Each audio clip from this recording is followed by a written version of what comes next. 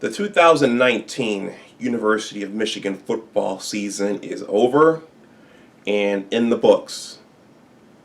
However, as to be expected, there is lots of early off-season talk and speculation about the team, the program, the coaching staff, and the players. And this week I saw an article that I thought was worth discussing, and we're going to discuss it in this video.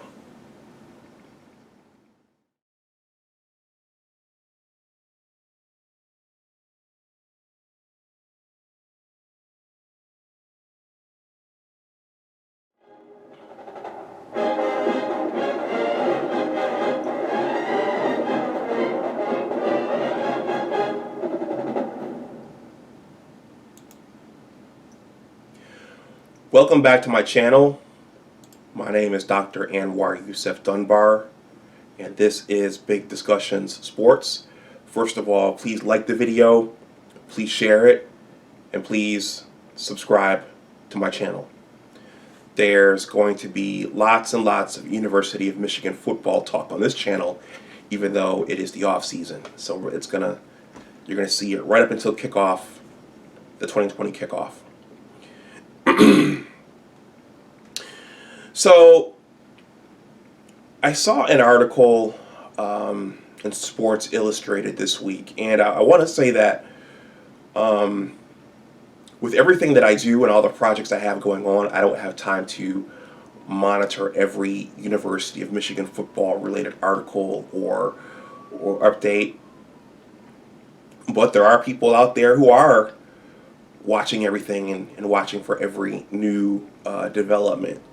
And one of those is my friend Alim Gaines. And there are also numerous Facebook University of Michigan football groups out there. I belong to a few, just like I'm sure there are several Ohio State, USC, Alabama, and Clemson Facebook football groups. So in one of the groups, an article was presented this week entitled "Nothing to See Here," written by Michael Spath. And I'm going to leave the article in the description box below. And it's from Sports Illustrated. It's on their website. And Michael Spath is a regular contributor on the Michigan podcast with Steve Dace and Brandon Brown. So he's very well versed in Michigan football and what's going on with the program. So I want to caveat this video by saying that I'm just a fan. I'm a University of Michigan alumnus, a proud supporter of the Maize and Blue, and I want to see my university do well on all fronts, especially on the football field. And I've been disappointed the last couple of years with the way the seasons have ended. But again, I'm just a fan, and as a fan, especially our fan base.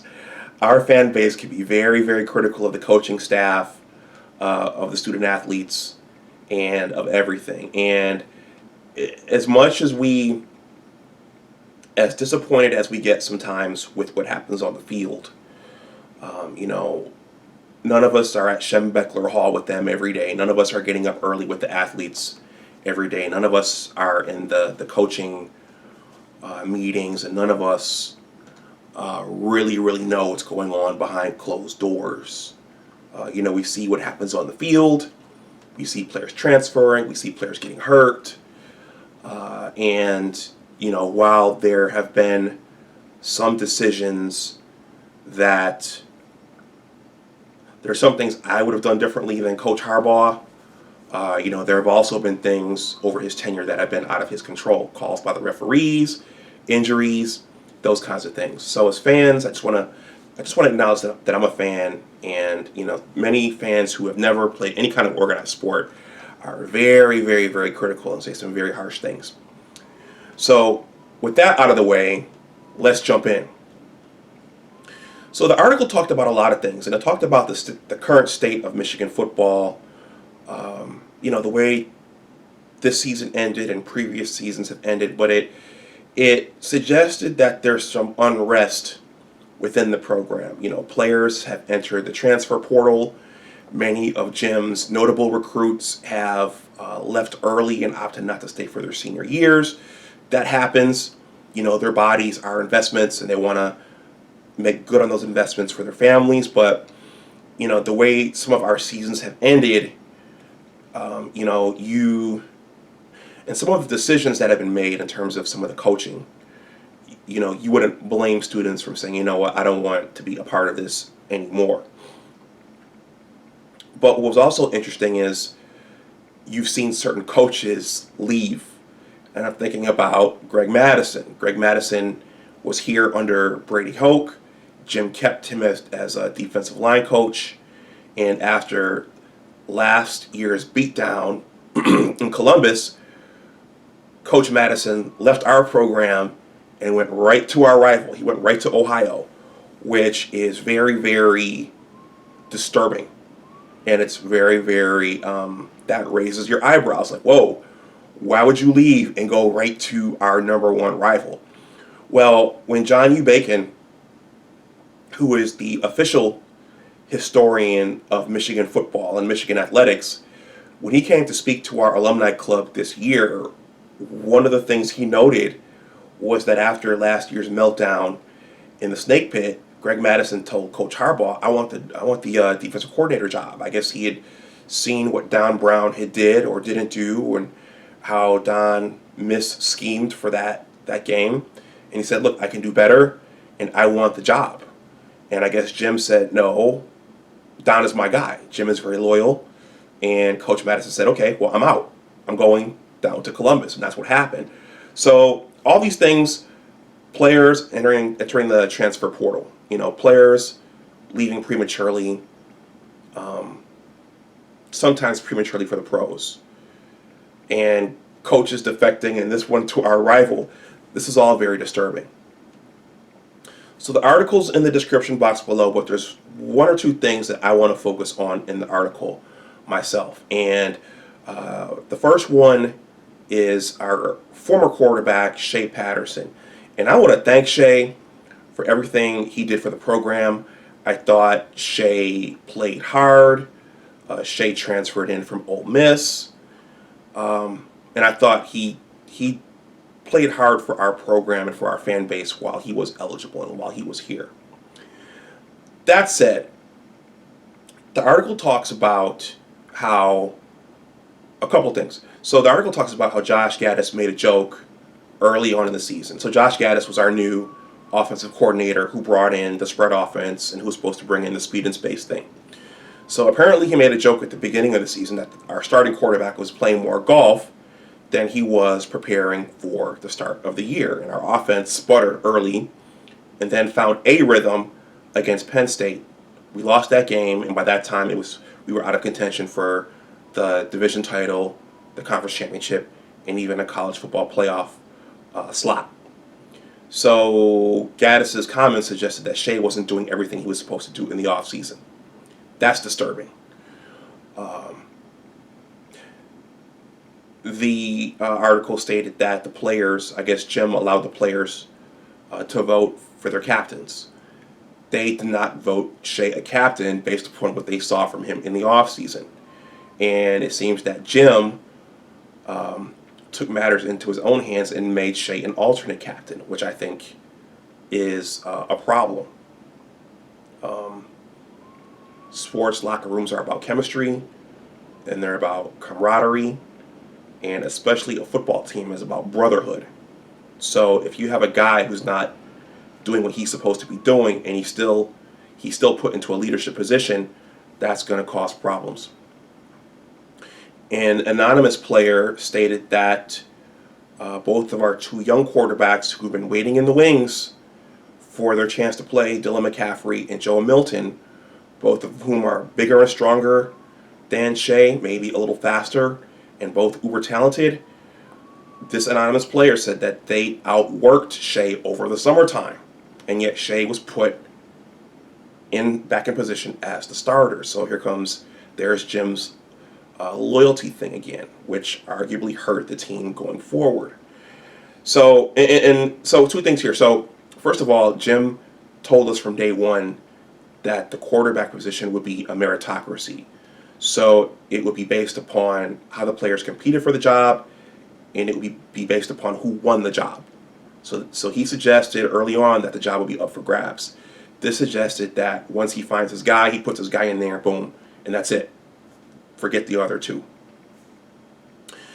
That's bad because again, it's gonna cause the waters in the locker room to become bloody, and guys are gonna feel like they're not being given a fair chance to compete for the position, and your best players may not be playing. So, in total, that's all a negative. You're going to kill your locker room, you're going to kill the brotherhood, you're going to muddy the waters, and you're going to perhaps create a mutiny where the players aren't listening to the coaches or the players aren't all in. And in this case, you might have players entering the transfer portal or leaving early for the pros. So these are all problems and major red flags if they're true.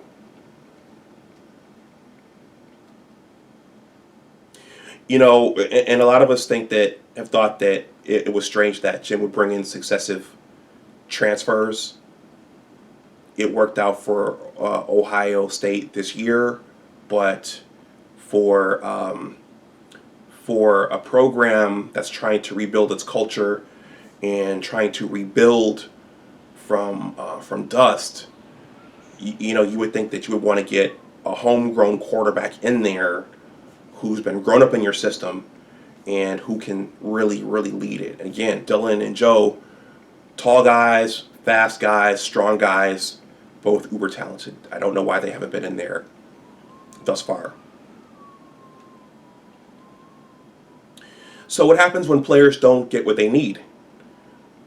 Or they feel like they're not being developed or trained or being treated fairly? Or maybe they feel like they're getting suspect coaching. Well, you'll have what happened with Donovan Peoples-Jones. You'll have players entering the draft and not giving that final year to the program. Again, their bodies are investments, and they want to make good on those investments for themselves and their families. But you also have players entering the transfer portal, and you'll have coaches defecting, sometimes to your rival. There was one, speaking of Donovan Peoples-Jones, who was uber talented. He was from Detroit.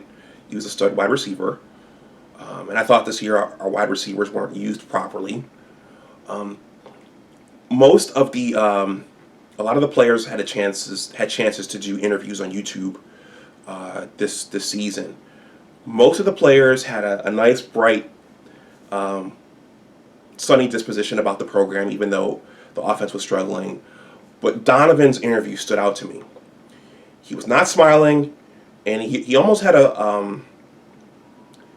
I don't want to call it fear, but a look of concern on his face about what was happening.